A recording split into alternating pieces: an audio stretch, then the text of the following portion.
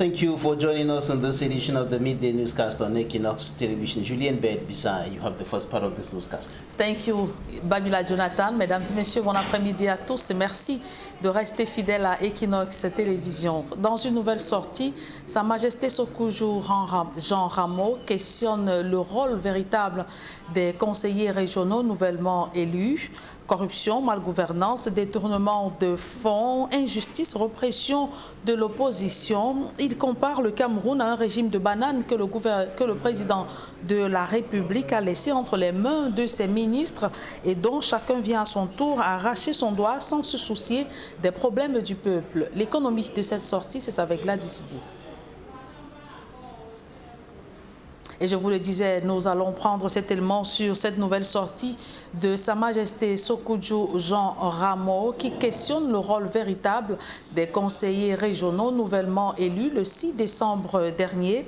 Corruption, malgouvernance, détournement de fonds, injustice, répression de l'opposition. Il compare le Cameroun à un régime de bananes, le Cameroun à un régime de bananes que le président de la République a laissé entre les mains de ses ministres et dont chacun arrache un doigt sans toutefois se soucier des problèmes du peuple. L'économie de cette sortie, c'est avec Gladys Di.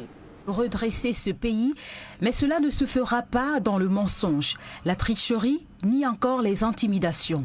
Il croit savoir que les chefs traditionnels qui ont pris part aux élections régionales sont tombés dans un piège tendu par le régime en place qui a désormais la main mise sur les chefferies traditionnelles. Il s'interroge en ces termes. Tu laisses le trône de tes ancêtres pour aller chercher quoi?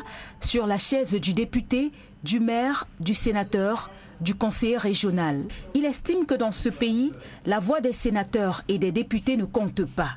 Le pouvoir étant centralisé sur la seule personne du chef de l'État, ce n'est donc pas la voix des conseillers régionaux qui va compter dans la sphère des prises de décision. La malgouvernance, le vol, l'injustice, la tricherie, la corruption, voilà, selon Sa Majesté Sokujou Jean Rameau, les mots auxquels il faut s'attaquer en priorité au Cameroun, le reste n'étant que pure distraction. Il salue la décision de lever le blocus à l'entrée du domicile du professeur Maurice Kamto, le leader du MRC. Mais il estime qu'on n'avait pas besoin de tout ce théâtre. Il est temps de décrisper les tensions selon lui en arrêtant de jeter en prison tous ceux qui osent critiquer le régime de Yaoundé. Que ceux qui ont pris les armes contre le pays acceptent qu'ils se sont trompés, présentent leurs excuses à la nation et reviennent à la maison dire leur part de choses qui les énervent, écrit le roi des Bamenjou. Car le pays a besoin de tous ses enfants. Alors que l'on s'apprête à entrer dans l'année 2021, le monarque invite tous les Camerounais à mettre de côté la méchanceté, les mauvaises mentalités, afin de ne penser qu'au bien du Cameroun et non à ses intérêts personnels. Et des sanctions en vue pour les élus SDF qui ont bravé le boycott prôné par le parti au cours des élections régionales du 6 décembre dernier. Cette question a été renvoyée à une session spéciale du NEC qui aura lieu en tout début d'année de 2021. Réunis ce week-end à Yaoundé, les membres du National Executive Committee ont plutôt procédé à l'évaluation des élections municipales et législatives de février 2020. On voit tout cela dans ce reportage de Haït Cyril. Et je vous le disais, des sanctions en vue pour les élus SDF qui ont bravé le boycott prôné par le parti durant les élections régionales du 6 décembre dernier. Une rencontre spéciale du NEC. Cette question a été renvoyée au cours d'une rencontre spéciale du NEC qui aura lieu en tout début d'année de 2021. Réunis le week-end dernier à Yaoundé, les membres du National Executive Committee se sont plutôt appesantis sur le bilan des élections législatives et municipales de février 2020. D'autres précisions dans ce reportage de Haït Cyril. C'est l'heure des retrouvailles au Social Democratic Front. Après plusieurs mois d'absence pour cause de voyage à l'étranger, revoici Ni John Frundi au milieu des siens, à la faveur d'une session du NEC, le National Executive Committee, convoqué à Yaoundé. À cause des mesures barrières, nous n'avons pas pu nous réunir pendant une certaine période. Et en plus, nous avions l'absence du chairman. Et donc, il fallait qu'on réaligne les troupes, si je peux me permettre d'utiliser ce terme, qu'on s'accorde sur certaines différences et qu'on regarde tous dans la même direction. Donc cette réunion aujourd'hui était principalement une rentrée politique pour le SDF. Pour cette rentrée politique donc, le NEC procède à l'évaluation des élections couplées municipales et législatives de février 2020 auxquelles le SDF a pris part. Il en ressort que le régime de Yaoundé a organisé une mascarade dans les régions du nord-ouest et du sud-ouest. Et nous avons décidé de dénoncer tous les actes d'intimidation, tous les anomalies qui ont eu lieu sur le terrain, tous les attaques, les enlèvements dont nos candidats ont fait l'objet. Face à ce qu'il considère comme une parodie d'élection, le SDF annonce une riposte appropriée. Nous avons décidé de préparer une réponse, n'est-ce pas, proportionnelle à ce qui s'est passé. Pour ce qui est des régionales du 6 décembre dernier cette fois, le SDF annonce une session spéciale du NEC en début d'année prochaine afin de tabler sur le cas des camarades ayant outrepassé le mot d'ordre de boycott du parti. Nous n'avons pas abordé les dossiers, les questions disciplinaires parce que les camarades qui ont violé les consignes du parti vont faire l'objet, n'est-ce pas, de procédures disciplinaires. Et ça, c'est réservé au prochain NEC qui aura lieu au mois de février. Au-delà des retrouvailles autour du chairman, le National Executive Committee du SDF tenu à Yaoundé entend remettre le parti sur les rails après les échecs répétés à la présidentielle 2018 et aux législatives et municipales 2020.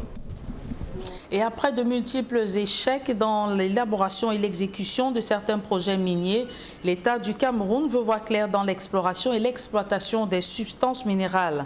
Une société nationale des mines vient d'être créée à cet effet. Il s'agit d'une société à capital public ayant l'État comme unique actionnaire.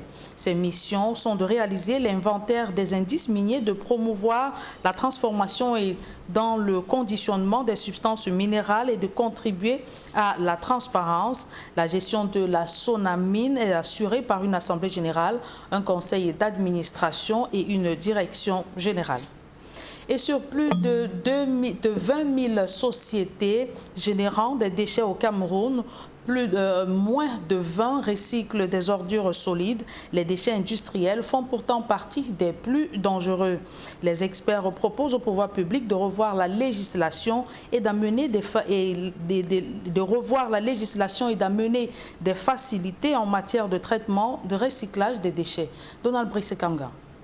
Que ce soit les déchets organiques, plastiques, du papier carton ou électronique, le Cameroun croule sous le poids des détritus. Même pour les entreprises industrielles, le recyclage pose encore d'énormes difficultés car la loi prescrit aux sociétés de recycler leurs déchets, mais ajoute des charges fiscales, devenues des obstacles pour beaucoup. La loi du Cameroun demande à ce que chaque entreprise qui produit les emballages plastiques cherche un prestataire qui doit pouvoir se débarrasser des déchets. Mais la même loi aussi impose un droit d'assise sur les emballages. Ce qui fait que les entreprises doivent payer un prestataire par kilo de déchets ou bien par bouteille produit, doivent encore repayer par bouteille une taxe à l'État de la même valeur. Ça fait double taxation. Du coup, c'est difficile pour les entreprises de pouvoir mettre la main dans la poche. La solution serait de rendre la loi sur la gestion des déchets, notamment ceux industriels, plus claire et assurer des facilités fiscales aux entreprises souhaitant s'intéresser au recyclage des déchets. Cela pourrait passer par des subventions ou une défiscalisation temporelle des importations d'équipements. Le gouvernement peut apporter des subventions aux entreprises qui démarrent ou réduire la fiscalité environnementale. Du coup, on pourrait exonérer par exemple les équipements de recyclage qui arrivent au Cameroun, on peut les exonérer taxes douanières. Mais le recyclage demande de costauds moyens que beaucoup d'entreprises installées au Cameroun n'ont pas forcément, comparé au volume de déchets de divers types que produit le pays. Avec la forte pénétration des technologies, les déchets électroniques et électriques par exemple deviennent un objet de préoccupation pour l'environnement et la santé des populations. D'année en année, il y en a de plus en plus. Aujourd'hui, une seule personne peut avoir deux téléphones à la maison, 2, 3 téléviseurs et ainsi de suite. Donc, il y en a de plus en plus.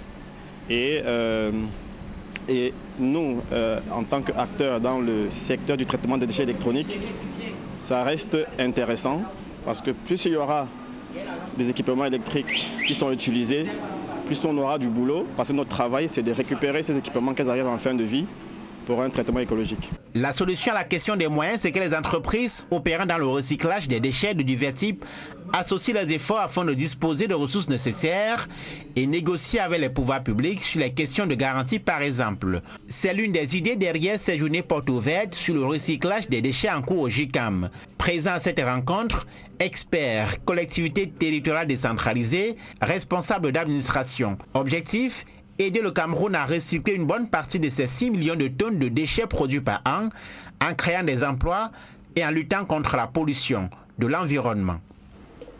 Et un public reportage dans ce journal, la Fondation Orange Cameroun, main dans la main avec l'UNESCO afin de promouvoir l'éducation et l'usage des TIC en temps de Covid-19.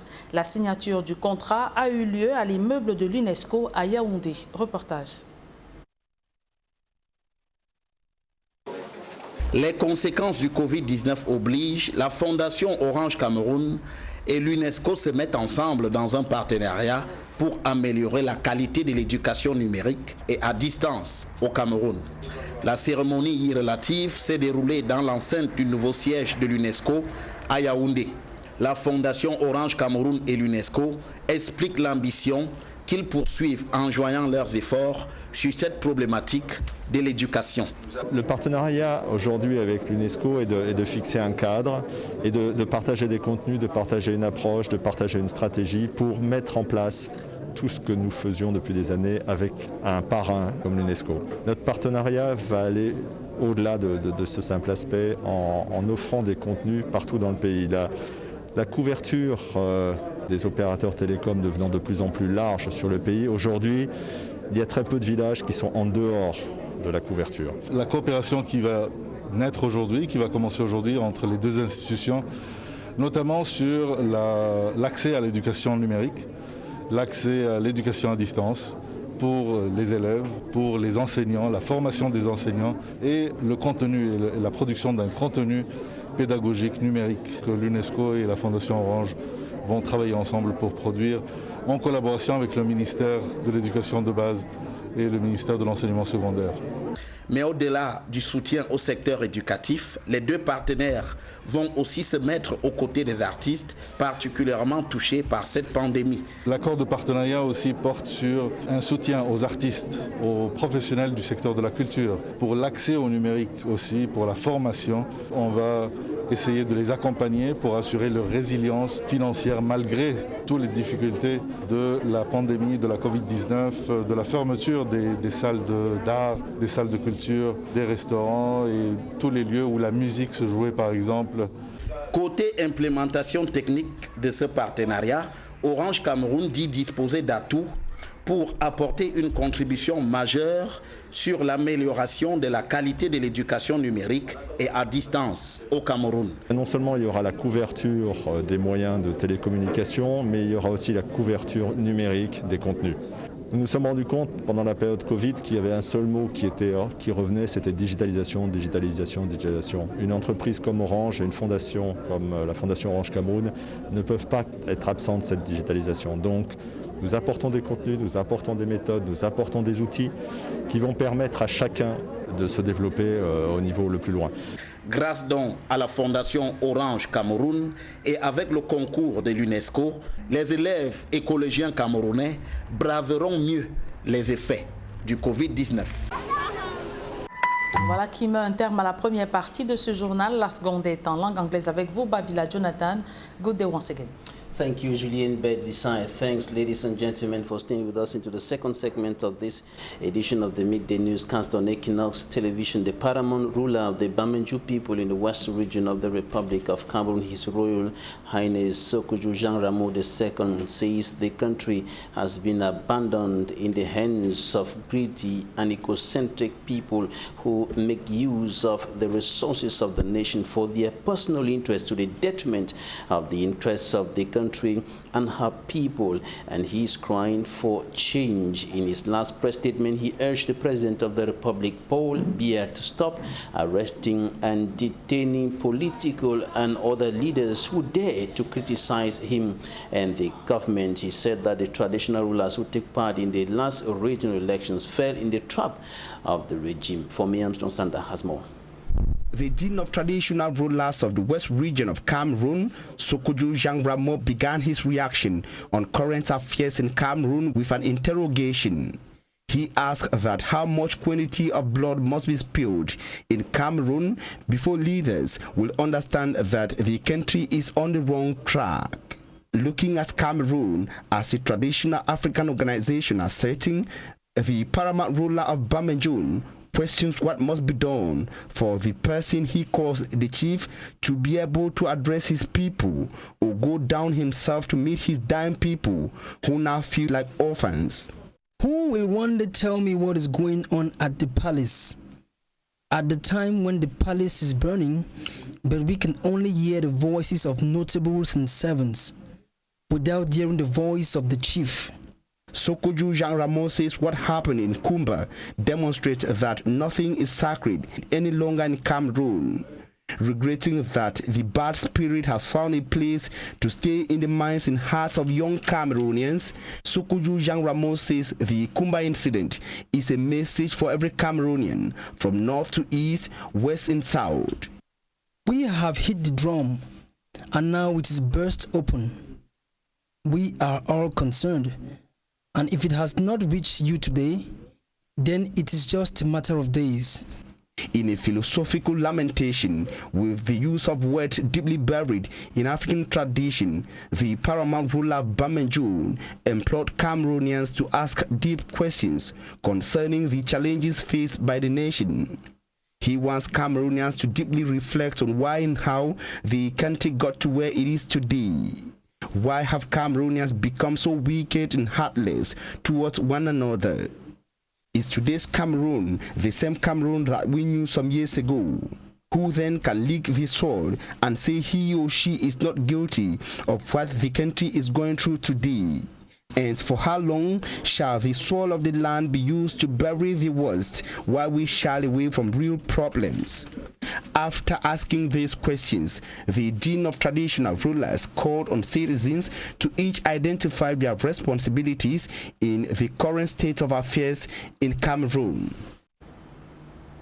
And the traditional ruler of the Bamenjoun people, His Royal Highness Sokoudjou Jean Ramo II, said that the traditional rulers who took part in the December 6 regional elections in Cameroon fell in the trap of the regime. And after that election, some of the traditional rulers, notably those in the Fako division in the southwest region of the country, have been targeted by armed men. 3 of them were recently abducted and 1 died in the course of the incident. The traditional ruler of the Maifo people in Boya, the 2 others were released yesterday, and the divisional officer for Boya and the MP for Boya Central or Boya Urban were at the palace of the phone or the chief of My 14 yesterday. There is Jato Asmo.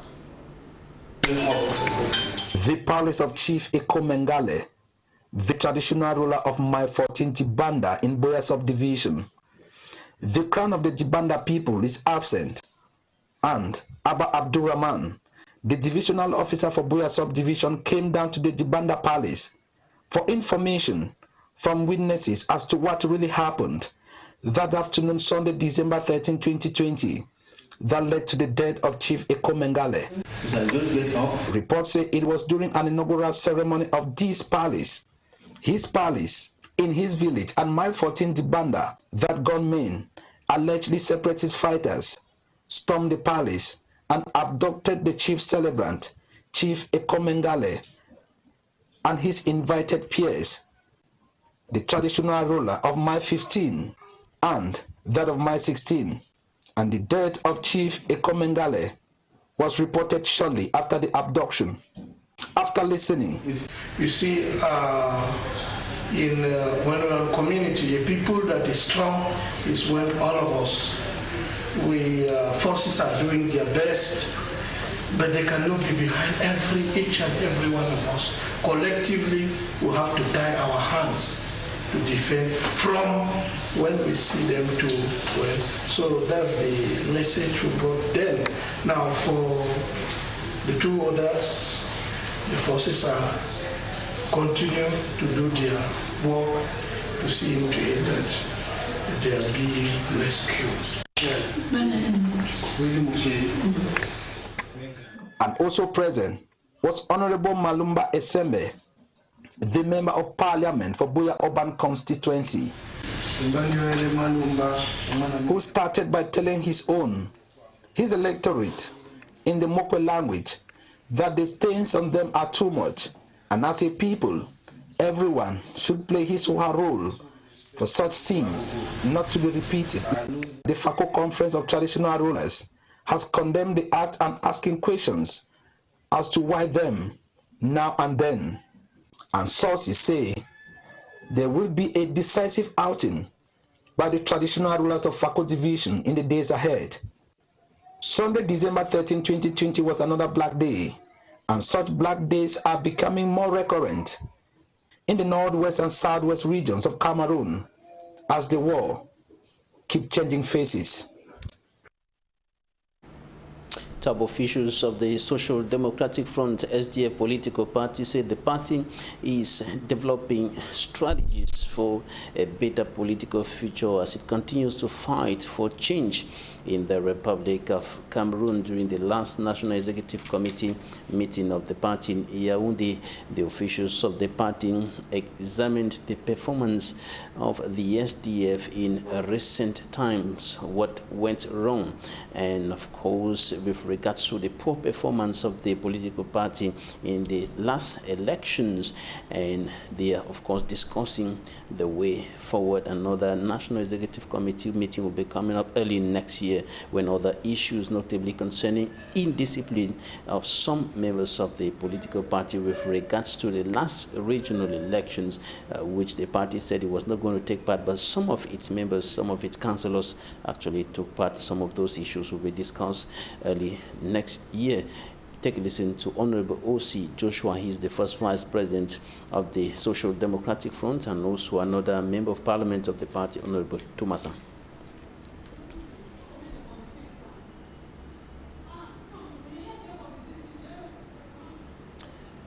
Honorable O.C. Joshua is the first vice president of the party, and yesterday we heard his opinions in the 6 p.m. news, in which he was discussing or talking about the efforts of the party, what the party is doing right now.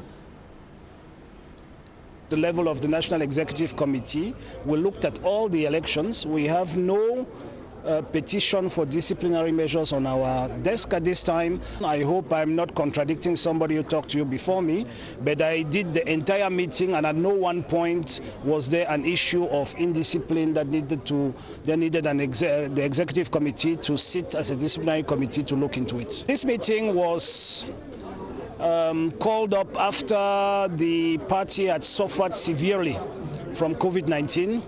I don't think another political party has suffered as much as we did. So we had to come together.